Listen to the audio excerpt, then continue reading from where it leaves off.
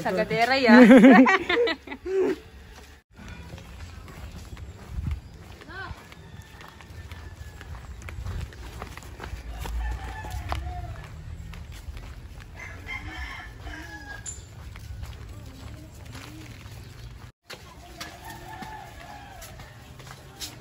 Kuya Ike, meron kaming papasko sa'yo. Gusto ko happy ka, wag mo akong papaiyakin today. So ayun guys, napili ko nga si Kuya Ike tulungan kasi nakakaawa yung kanyang pamilya. Wala nang naghahanap buhay na sa kanilang pamilya kasi si Kuya nga, ayun nga, nagkasakit na. Si ate na lang ang naghahanap buhay at nagbubuhangin na lang siya. So ito yung hanap buhay niya, ipapakita ko sa inyo, tara.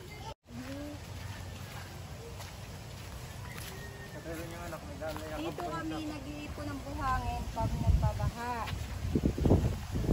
Okay. Pag hindi natin sa ilog, maaanod. Pero ang buhangin ate, galing sa ilog. Ilog, dun sa ilog. Okay. So, kayong mag-ina lang talagang naghahanap buhay na magkatulong. Kaming dalawa. Kaawa. Ilang taon na ate ang anak mo na yan? 7. Yan yung bunso mo. So, ayun. Wala nang kakayahan si kuya, kaya si ate nang nagbubuhangin.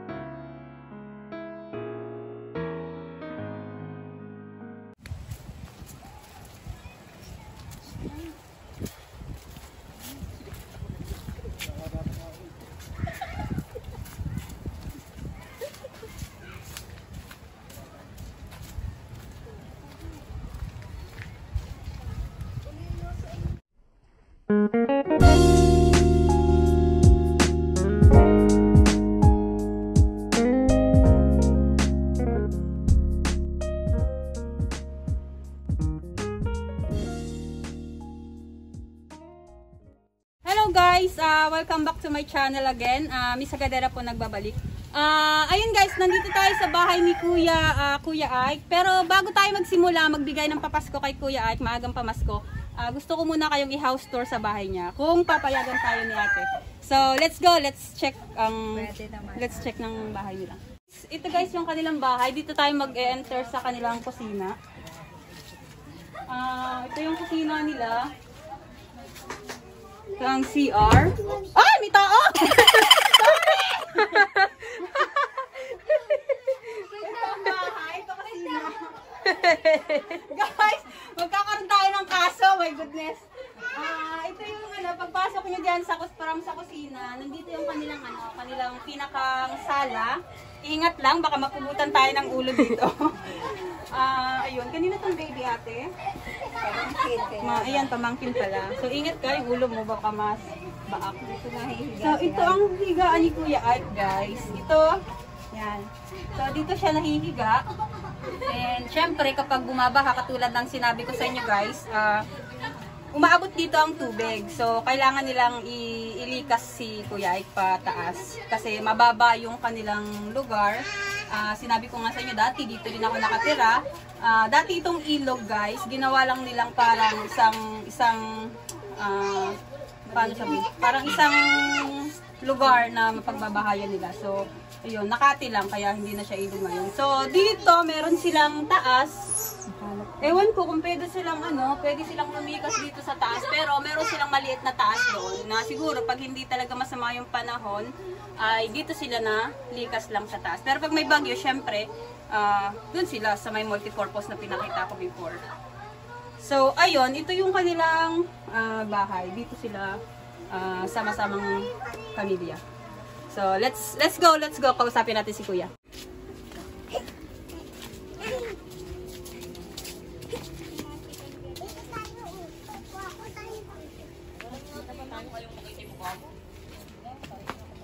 Okay, Kuya Ay, kumusta naman ang buhay? Okay naman? Okay? Okay. Happy?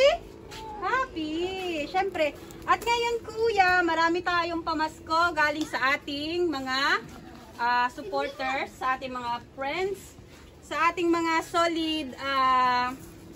solid sponsors na talagang may mga gininto ang puso. Maaga ang kanilang papasko sa'yo. So, ngayon ibubuka ko ang iyong papasko, pero wag mo akong iiyakan ha.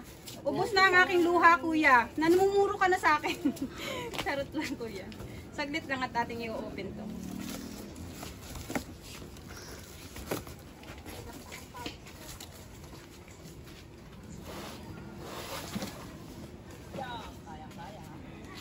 Ang aking bag ay bababa ko muna. Kung hindi nyo natatanong guys, may t-shirt na ako guys. Miss Hagadera. Sa mga gusto po mag-avail, available po any color, any name na gusto nyo pong ilagay sa likod ay pwede po. So, contact nyo lang po si Miss Hagadera sa kanyang page at sa kanyang WhatsApp, sa kanyang YouTube channel. Pwede po kayo mag-comment doon at makakakuha po kayo sa kanya. So, yun lang. Walang mahabang information. So, kuya, na ito ating pinamili para sa'yo, para sa Pasko. Ibubukas ko sa'yo, kuya. Una-una, pinilang ka namin ng diaper, kuya. Kuya, smile muna, huwag kang iiyak. Ayan, may diaper tayong binili para kay kuya. Kunti lang to, kuya, kunti lang. May pita uli. Kasi sabi ni ate, paborito mo to. Meron tayong coffee.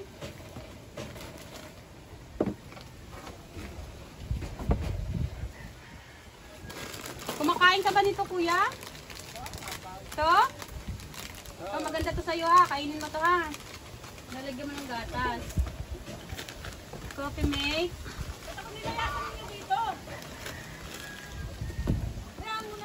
And merong sabon. Dito natin. May alcohol, kuya ha. Para safe tayo palagi. Sabon. Shampoo. Binilang kita nito, kuya. Gamitin mo to ha. Gagamitin mo to ha.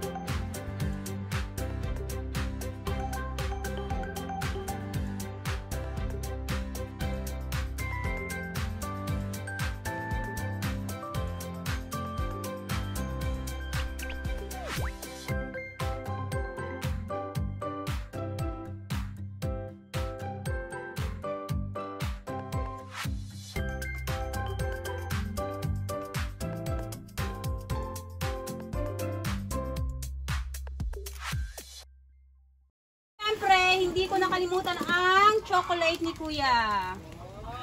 Yay! Chocolate na kuya. Gusto mo chocolate?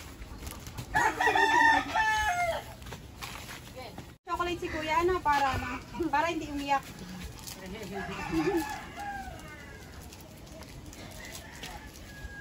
Kuya,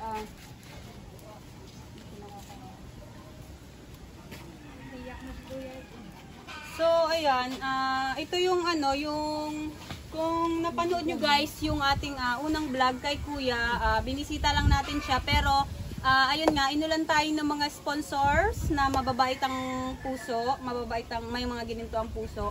Siyempre, hindi nila matiis na makita nila si kuyang ganito. So, ayun, nagbigay sila ng kusang loob guys, kinontak nila ako sa aking Facebook, sa aking WhatsApp na ayun nga, nagbigay sila ng konting tulong para kay kuya. So, happy kami doon. Gusto namin mag-thank you sa mga nagbigay sa kay Kuya Ay. Siyempre, hindi lang grocery yung ibibigay natin kay ate. Kasi si ate walang hanap buhay, ayaw naman natin na maghirap pa siya magbuhat ng buhangin, magpala sa gitna ng initan. So, bibigyan din natin si Ate Judith ng cash para makapagsimula uli siya ng munting mapagkakakitaan. So, meron tayo ditong cash na ibibigay kay Ate Judith. Ito ay galing sa team. 1,000, 2,000, 3,000, 4,000. So, siguro ate makakatulong to na makapagsimula ka uling magtinda-tinda kung anong may tinda mo. Kasi narinig ko dati na nagtitinda ka ng breakfast, so ito makakapagsimula ka. Sana makatulong to. Salamat. Sana marami pa kayong matulungan. At sana kayong magsawang tumuot. Sa lahat na nagbigay ng tulong at ng mga sponsors, sana wala kayong... Sana marami pa kayong matulungan. Maraming salamat talaga. So ate, ngayon, anong plano mo? Anong plano mong gawin? Kasi 'di ba dati nagtitinda-tinda ka. So plano mong magtinda ulit? Sana malamanan niya aking tindahan para hindi na ako naghihirap ng palayo-layo kasi lagi siyang babayaran. Opo. Magandang idea din yun. So, ikaw na ate ang bahala. Alam mo naman na yun siguro kung anong magandang gawin para sa ikakagaan ng buhay mo. So, ipapaubayan namin sa iyo yan. Ikaw mag-desisyon kung anong gagawin mo. Kaya, thank you talaga sa mga sponsors natin. Salamat. I hope napasaya natin si Kuya Ike sa bigay nating magang papasko sa kanya. Kuya, happy ka? Happy? Yun lang naman ang gusto namin, Kuya, mapasaya ka, di ba? Sana napasaya ka namin sa kaunting papasko na binigay ng aking mga ka-team. Walang anuman, Kuya. Huwag ka na umiyak kasi iiyak na naman ako. So ayan, nagpapasalamat talaga tayo sa ating mga kaibigang matulungin. Ano, Kuya? Salamat po, salamat. Salamat din kasi napasaya ka namin at nakatulong kami sa inyo. Ano, Kuya? Thank you po. Thank you. Maraming salamat sa aming community, sa Team Buang, especially ang aking Team Buang family. Maraming thank you sa inyong support kasi lagi kayong nandyan, anumang project, anumang tulong na kailangan namin, especially sa aming mga leaders, sa mga nakakatanda sa aming team. Ayun nga, hindi kayo nagdadalawang isip na tulungan kami. Thank you so much. Gusto ko lang i-flex guys yung ating mga sponsor. Nandiyan si Yacht Stewardess, palagi ang una guys. Unang-una yan guys na nagbibigay. Yacht Stewardess, aka Rona Ascarate, ang aking kapatid. Number 1 guys, yan na nagbibigay ng tulong. Always sa pag meron akong taong tutulungan, nandiyan siya palagi. Si Miss Mean Gueco channel, ayan, tumutulong din po yan palagi. Ayan po ang ating mga regular na sponsors. Nagbigay din po si Nanay Gando Vlog, ang aming team, ang aming leader team sa Team Buang. Thank you po Nanay sa support mo palagi sa amin, sa aming mga anak mo. And also nandyan din yung ating regular sponsor, si Mr. No One. Napakalaking halaga po yung binigay niya. Hindi naman napakalaki, pero napakalaking tulong po yun. Napakalaking tulong. So salamat sa iyo Mr. No One kasi palagi ka nandyan, palagi mo ako sinusuportahan, and napakabuti mo kasi hindi mo na pinababanggit yung pangalan mo, and ayun, lagi kang ready tumulong at sumuporta. Maraming salamat. Bago tayo magtapos, gusto ko munang i-shoutout. Matagal siya nagpapa-shoutout guys, pero nalilimutan ko dahil sobrang minsan natetenso ako. So ayun, mega love shoutout kay Aldrin Santos Francisco. So ayun, thank you sa mga support mo, kaibigan. Life in a world that keeps changing. Think that it's progress you're making. Copy and paste pretty faces all the time. Pictures so perfect we play through. Only cause you set up the angle. Web that you weave got us tangled. Caught in what's before.